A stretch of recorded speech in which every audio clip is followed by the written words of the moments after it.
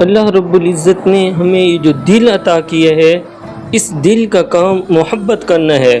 جس طرح آنکھوں کا کام دیکھنا ہے، زبان کا کام بات کرنا ہے، کانوں کا کام سننا ہے، اسی طرح دل کا کام محبت کرنا ہے۔ کسی کہنے والے نے کیا خوب کہا کہ دل بحر محبت ہے، محبت ہی کرے گا۔ دل بحر محبت ہے، محبت ہی کرے گا۔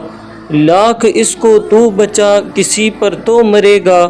پتھر سے ہو، خدا سے ہو یا پھر کسی سے ہو، پتھر سے ہو، خدا سے ہو یا پھر کسی سے ہو، آتا نہیں چین محبت کیے بغیر۔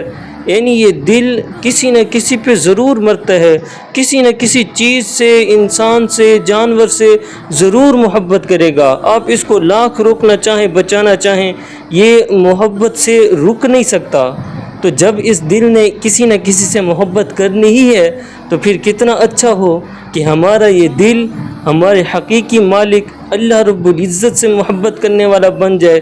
کتنا اچھا ہو کہ ہمارا یہ دل آقا مدنی صلی اللہ علیہ وسلم سے محبت کرنے والا بن جائے۔ کتنا اچھا ہو کہ ہمارا یہ دل قرآن عظیم الشان سے محبت کرنے والا بن جائے۔